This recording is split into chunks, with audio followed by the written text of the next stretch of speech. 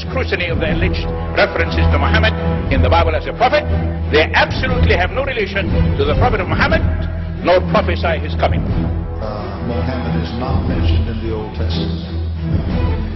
Muhammad is not mentioned anywhere from Genesis to Revelation. Muhammad is God's true messenger. That's a joke.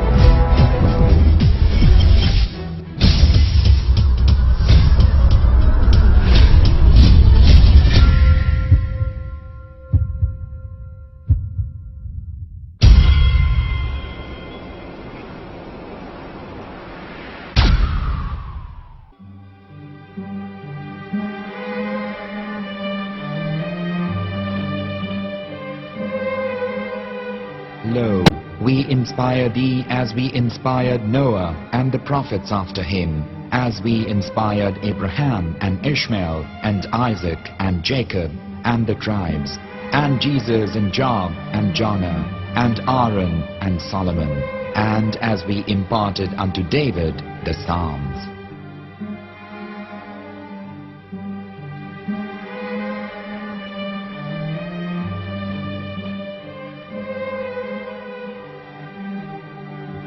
The verse we've just heard is from chapter 4 of the Quran.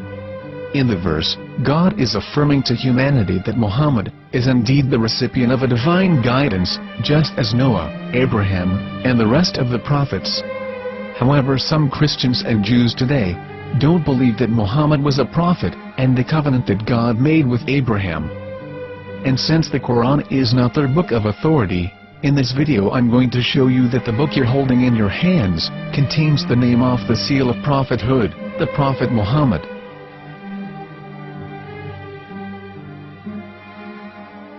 As known, the Old Testament was preserved in the Hebrew language.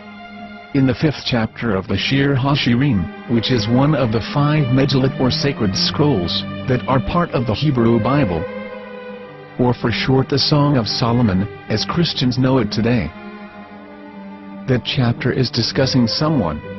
Jews will say it is discussing Solomon, while Christians will say it is discussing Jesus. Considering this is the Songs of Solomon, it would seem logical that it is discussing Solomon. The verses, describing this mystery man, have the narrator's speech conjugated in the feminine, meaning it is a woman who is describing this man. So it is possible that it is one of Solomon's wives discussing her husband Solomon. However, Christians assert that Jesus is being discussed, and that the chapter is describing a man who was not yet alive at that point. A prophecy.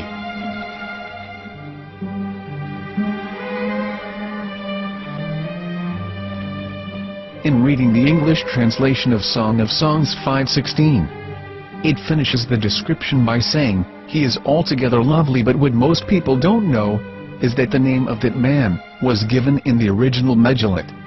Here is verse 16, and how it is written in ancient Hebrew, before introducing the vowels, in the 8th century. From the Hebrew Bible, on scripturetext.com. Here is the word in question.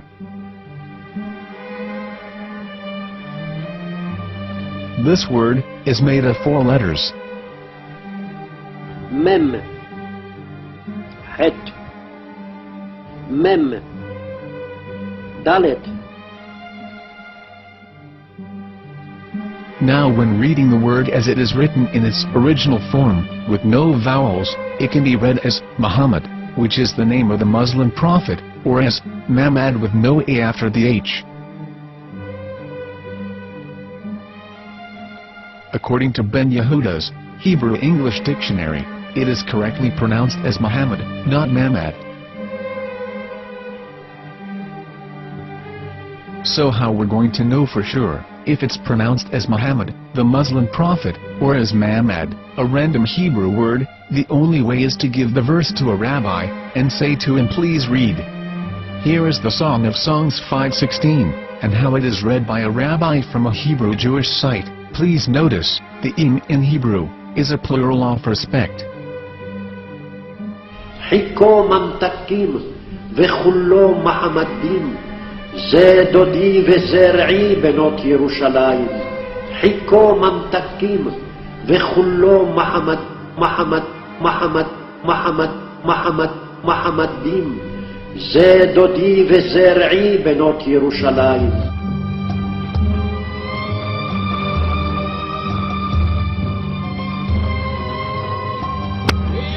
Coming out from the darkness, there are no other gods but God, and Muhammad is his messenger.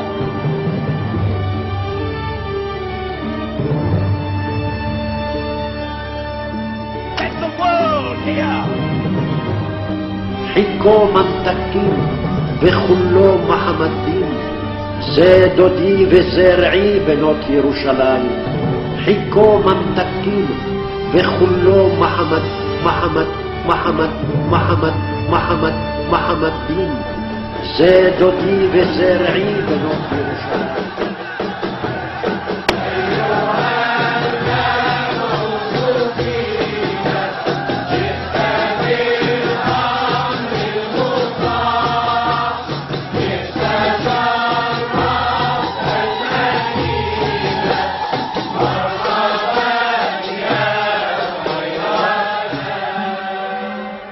Here is the famous SDL translation tool, which includes a professional human translation as well as an online translation.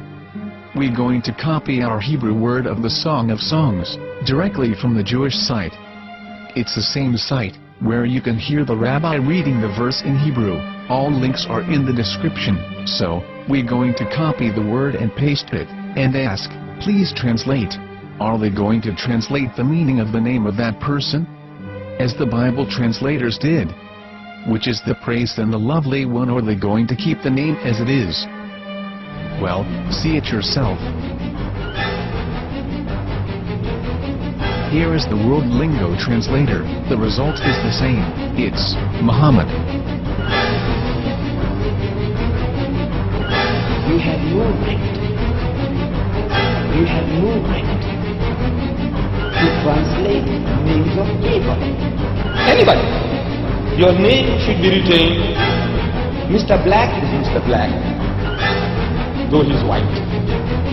You have no right to translate names of people. But they have been doing that. Muhammad Ibn, they translated as altogether lovely. But the word Muhammad in the Hebrew language,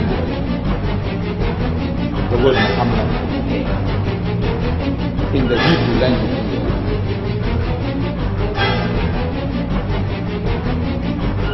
I will tell you a story from my own personal experience. Years ago, I used to spend every Sunday afternoon in a place called Speaker's Corner. And in my years down there, I got to know a Jewish rabbi. He was a very nice man. He used to listen to me, and he was always very polite and talked about Islam in a very nice way. And one day, during one of our conversations, after some years, I thought that it was about time I should invite him to Islam. So I said to him, you know, my friend, we have been talking now for many years, and even you have admitted to me that Muhammad is a prophet. So why then do you not embrace Islam? He said to me, we Jews, we never change our religion. I said, but half of the rabbis of Medina became Muslim. He said, that is true, but still, we Jews never change our religion. I thought, what can I say to him? He looked at me and said, listen to me, my friend.